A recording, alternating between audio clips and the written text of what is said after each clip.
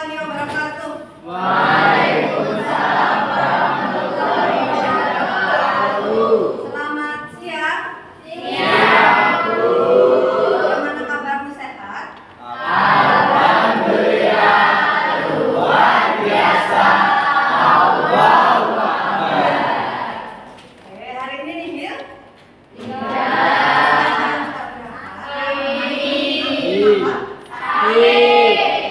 Yang lain sudah di kelas semua? Semuanya sehat? Oke, terima kasih. Hari ini kita akan sama-sama belajar tentang resiliensi.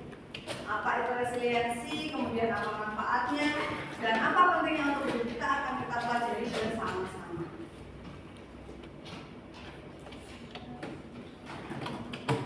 Nah, sebelum kita belajar tentang resiliensi, saya mau mengajak kalian semua untuk bermain yang ada kaitannya sama resiliensi.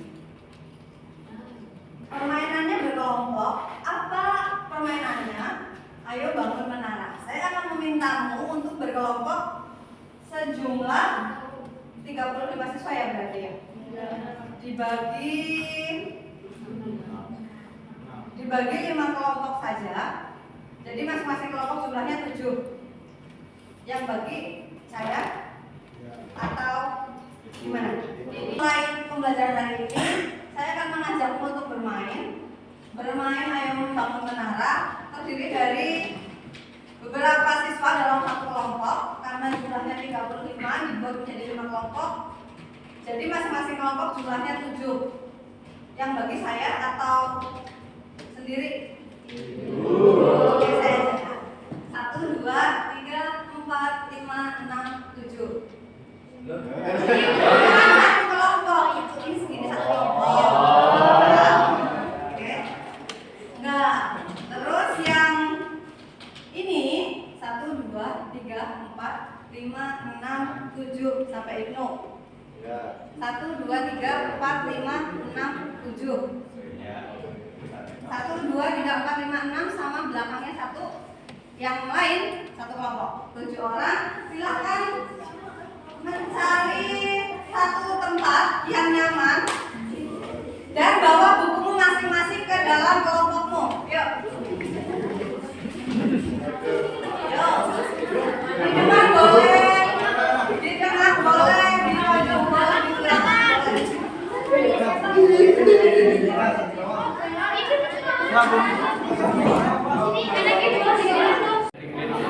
Sudah selesai? Yang sudah selesai, silahkan pilih 2 orang dari masing-masing kelompok yang akan berusaha menghancurkan menara dari kelompok lain. Kamu boleh bawa alat bantu untuk menghancurkan, tapi tidak boleh disentuh secara langsung.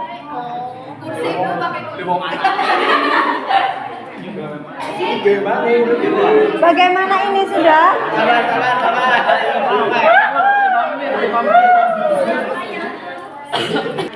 Oke, silakan. 2 orang dari masing-masing kelompok berusaha merobohkan menara dari kelompok lain. Dimulai dari kelompok sana. Silakan cari 2 orang, terus cari menara kelompok mana yang akan kamu hancurkan, akan kamu robohkan. Yuk.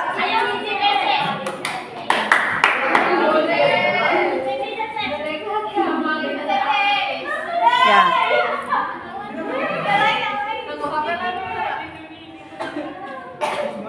Pokoknya salah satu aja ada yang roboh, artinya sudah roboh.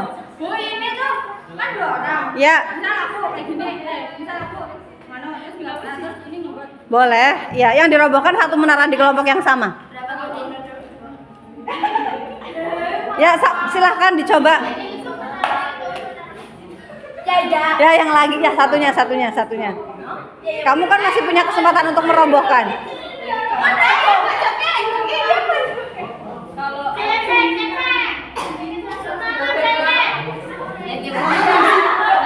Masih mau nyoba apa sudah? Oke. Anggota kelompok yang lain silahkan duduk di kursinya masing-masing. tersisa orang-orang yang akan merobohkan menara kelompok lain.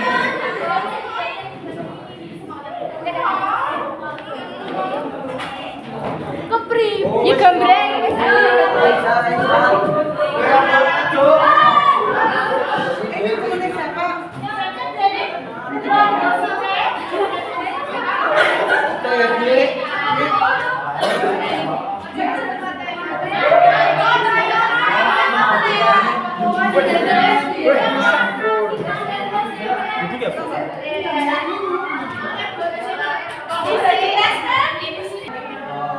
Oke, berikutnya silakan perwakilan dari kelompok yang di sini tadi 2 orang silakan robohkan menara dari kelompok lain. Pakai apa aja boleh. Ya. Ya, coba aja.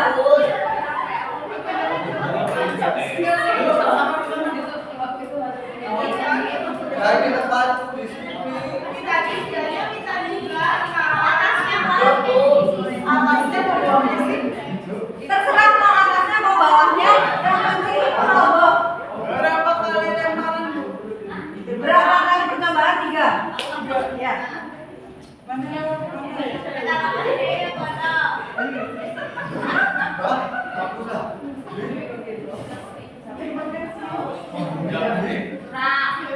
Ya, ayo coba dirobohkan.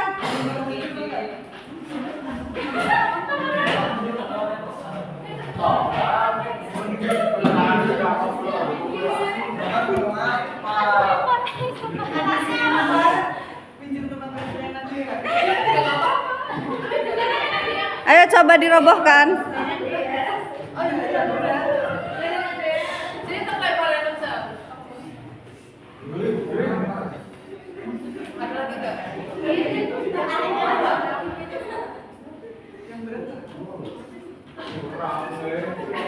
Yuk coba.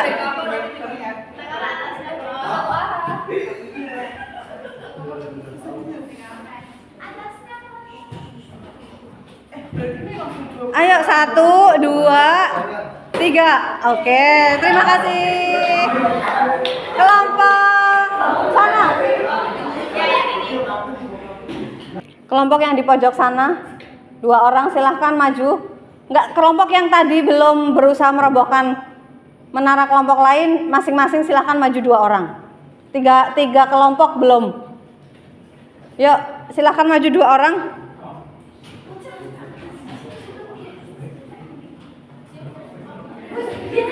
Ayo. Bawa alat yang akan kamu pakai untuk merobohkan.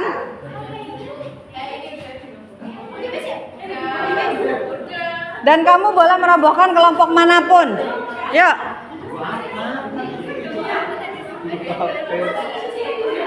Kalau itu disusun lagi nggak apa-apa.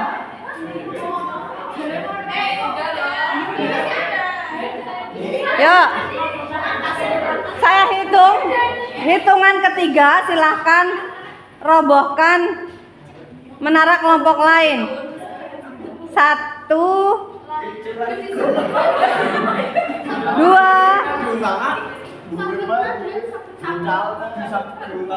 3. Ya udah. Enggak. Satu lagi. Kan kamu berdua.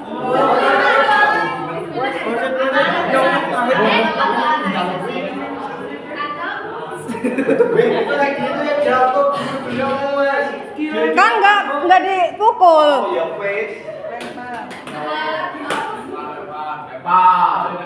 Kelompokmu mana yang mau? Iya. Ya, oke, terima kasih. Boleh kembali. Oke, semua kelompok sudah berusaha membangun menara dan sekaligus sudah berusaha merobohkan menara kelompok lain. Menara kelompok berapa yang tadi tidak roboh? Saya. Kelompokmu nggak roboh. Yang mana? Sana. Oke. Sekarang kita coba refleksi. Dari proses membangun menara tadi, adakah yang dari awal sudah roboh duluan sebelum dihancurkan oleh yang lain? Tidak. Ada yang tadi sudah melalui beberapa kali percobaan ya? Pertama jadi ambruk terus ganti strategi. Terus pas lagi kamu sudah berusaha membangun menara dan tahu-tahu jatuh, rasanya apa sih? Apa yang kamu rasakan? Perasaan apa yang muncul? Kecewa, bingung, marah, sedih. Terus ini terkhusus yang tadi sudah melalui beberapa percobaan. Mengapa setelah roboh kamu mencoba menyusun kembali? Karena masih ada cara lain. Terus karena masih bisa diperbaiki. Terus apa? Masih ada kesempatan. Ada lagi? Karena harus jadi menara dan masih ada waktunya. Oke, sekarang ke pertanyaan yang ketiga. Pikirkan tentang sekian kejadian yang ada dalam kehidupanmu. Pernahkah kamu merasa bahwa kamu sudah membangun banyak hal, kamu sudah mengusahakan banyak hal, tapi ternyata hasilnya nggak ada atau hasilnya belum sesuai harapan? Pernah? Sering. Kalau sudah begitu, apa yang kamu lakukan? Nyoba lagi sampai limit terakhir. Iya. Oke. Sekarang kita belajar tentang resiliensi.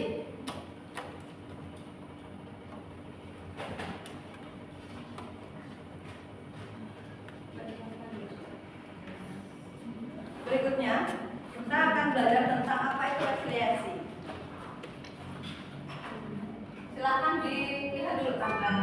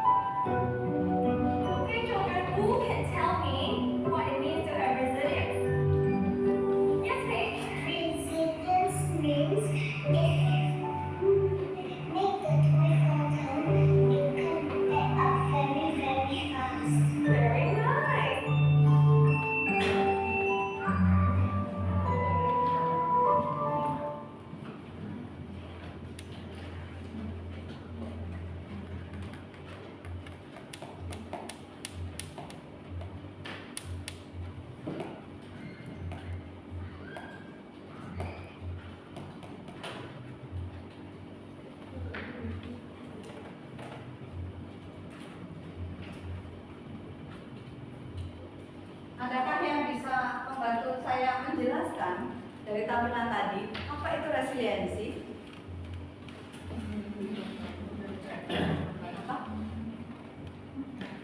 Tadi tampilannya ada satu guru membagikan satu permainan, satu boneka ke masing-masing muridnya. Terus kemudian muridnya bertanya, apa yang ada di depanmu? Itu kayak saya, karena kebetulan memang mirip gitu. Terus kemudian yang tadi juga kamu lihat ada anak yang bermain permainan itu di dinding buku, tapi dia bisa balik. Terus sudah jatuh, juga balik lagi. Sampai pada akhirnya guru itu bertanya siapa yang paling kuat di kelas ini. Jeron, Bu. Akhirnya dia diminta untuk mengumpul boneka itu dengan cara yang paling kuat yang dia bisa. Dipukul dan jatuh itu permainan. Dan setelah itu permainannya masih bisa gini lagi. Artinya resiliensi itu apa?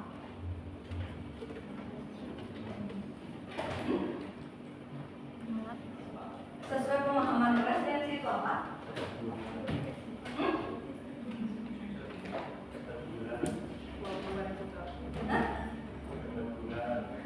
Ketangguhan. Terus?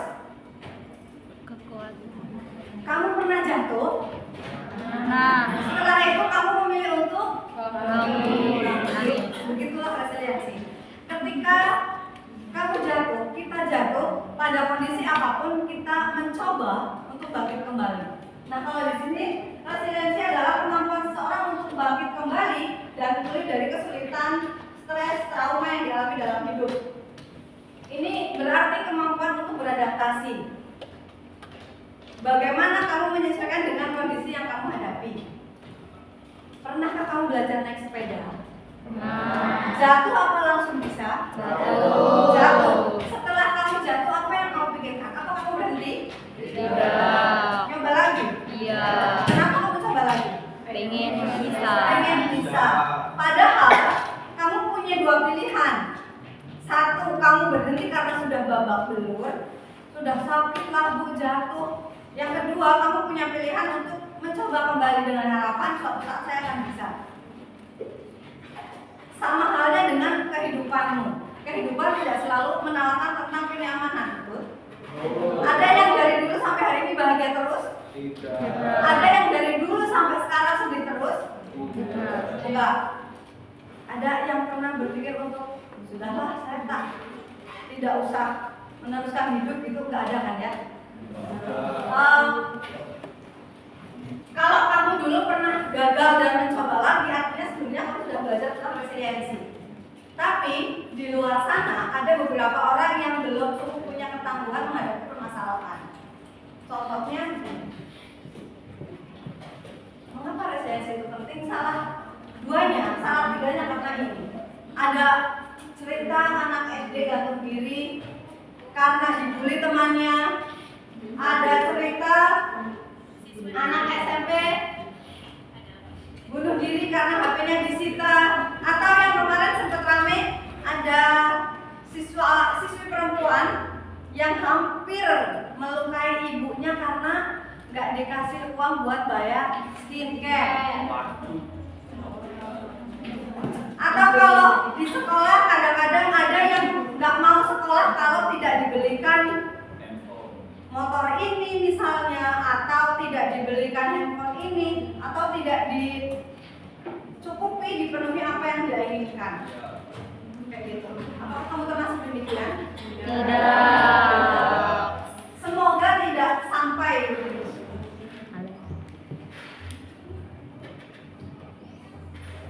Nah, yang berikutnya ada beberapa pernyataan yang silahkan kamu jawab nanti. Yang pertama, saya percaya bahwa kecerdasan saya adalah sesuatu yang tidak dapat diubah. Setuju nggak? Setuju.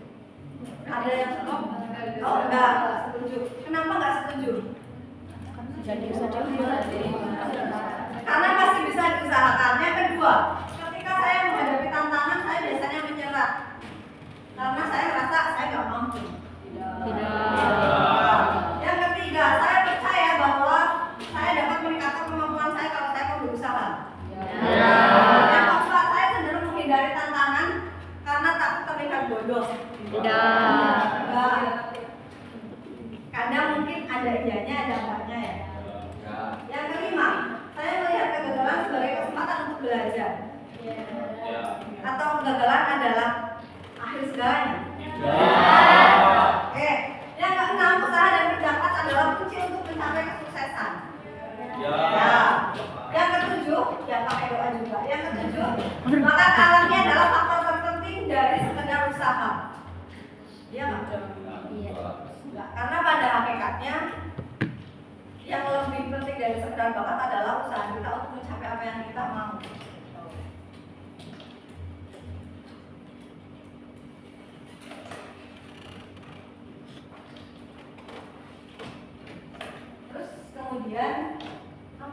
kita lakukan biar kita lebih tangguh, biar kamu tuh lebih tangguh. Yang pertama, gak mudah menyerah.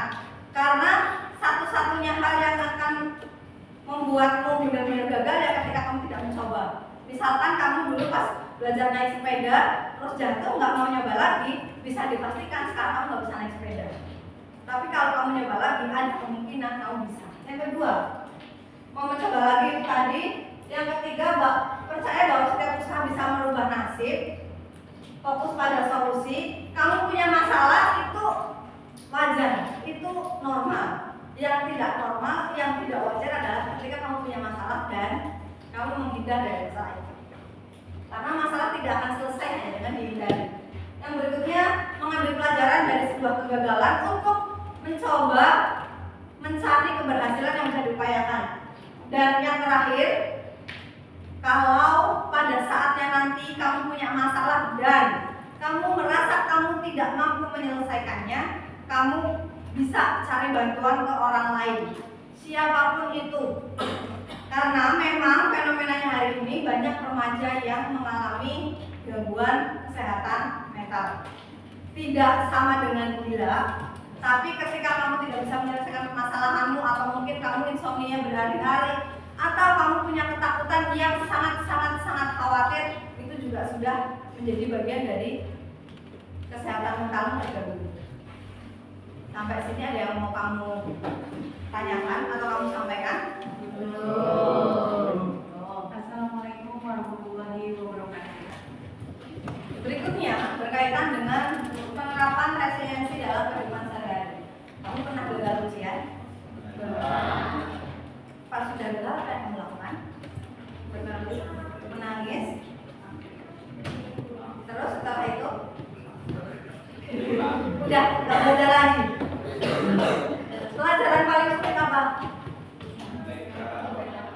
Matematika. Matematika tapi lebih banyak. Dari ulanganmu ada yang nilainya jelek banget? Apakah jelek terus? Oke, kalau misalkan kamu selama ini nilainya jelek terus dan kamu sudah berusaha, itu sudah sebagai kemampuan dan bisa kamu upayakan.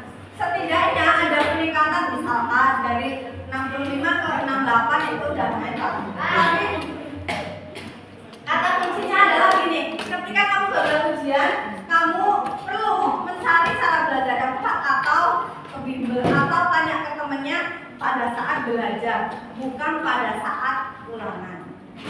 Yang kedua, cita-citamu berubah. Itu mungkin dulu cita-citamu sebagai guru, sekarang mau jadi pengusaha, itu nggak apa-apa. Yang perlu kamu lakukan adalah ketika kamu punya harapan yang berubah atau rencana yang berubah, upayamu juga harus dirubah. Terus, pernah dibandingkan dengan saudaramu yang lebih pintar? Kalau sudah demikian, apa yang kamu lakukan? Sebel. Terus? Biasa aja. Satu-satunya yang bisa dilakukan adalah menunjukkan kelebihan yang kamu miliki, biar orang tuamu juga turun bangga dengan apa yang kamu miliki. Jadi istilahnya tuh seperti membalikan kondisinya. Kalau orang kamu nggak percaya, kamu kasih kepercayaan bahwa kamu bisa. Nah terus yang terakhir, ini terakhir banget. Setelah ini kamu mengambil kesimpulan. Apakah kamu sudah demikian? Ciri-ciri karakteristik individu yang resilient atau yang punya daya ketangguhan. Yang pertama, apakah kamu sudah menerima kondisi dirimu? Sudah. Penuh? Enggak. Belum. Pada beberapa bagian yang belum bisa kamu terima, silakan diupayakan secara perlahan. Karena dengan kita menerima kondisi diri, kita akan lebih mudah mengupayakan banyak hal. Yang kedua, realistis. Jadi kalau kamu lagi punya masalah, diusahakan jangan terlalu baper. Kamu terlarut boleh, tapi tidak kemudian mengalahkan banyak hal. Bu, nilai saya jelek, terus kamu nggak mau belajar, ya seterusnya akan jelek. Lagi belajar kadang-kadang belum tentu jadi lebih bagus, apalagi kalau tidak. Yang ketiga, tetap tenang di bawah tekanan. Tadi, misal kayak tadi nih, pas kamu lagi bangun,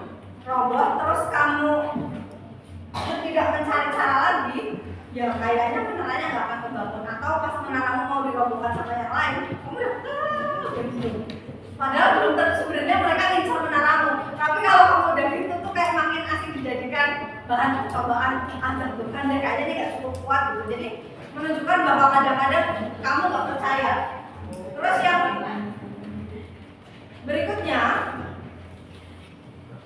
kalau ada temanmu yang sedang punya masalah, belajarlah untuk berempati. Kalau temannya sedih, ya kamu berusaha untuk tidak larut dalam kesedihannya, tapi mengetahuilah tentang kesedihannya. Bukan temanmu jatuh terus kamu tertawakan, enggak kayak gitu. Terus yang halo, masih konsentrasi? Masih. 15 menit lagi sekali. Yang kelima, tetap optimis bahwa ketika kamu hari ini gagal, masih ada kemungkinan untuk kamu berhasil kalau kamu mau berusaha kembali. Tapi kalau kamu berhenti, sudah dipastikan kamu akan gagal seterusnya. Yang berikutnya, punya motivasi untuk ke depan. Tentu kamu punya bayangan rencanamu ke depan akan gimana. Nah, motivasi itulah, saya mau sukses, saya mau menunjukkan bahwa saya mampu, saya mau kaya dan sebagainya. Itu sebagai motivasi untuk kemudian kamu bangkit dari kegagalan yang pernah kamu alami. Dan yang terakhir, bisa mengontrol diri, tidak terlalu larut dalam permasalahan. Kalau kamu punya masalah, bukan kemudian sedih terus gitu, tidak, atau nangis terus itu tidak. Kalaupun kamu punya masalah dan habis itu nangis duluan, nggak apa-apa. Tapi setelah nangis kamu harus mencoba menyelesaikan permasalahan satu persatu sesuai tahapannya. Sampai sini ada yang mau disampaikan atau ada yang mau ditanyakan? Belum. Tidak, oke. Saya coba simpulkan. Saya coba minta bantuan kamu untuk menyimpulkan apa itu resiliensi? Kemampuan untuk mengontrol diri,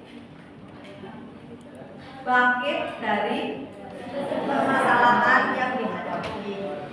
Nah, setelah ini pada pertemuan berikutnya akan coba saya berikan beberapa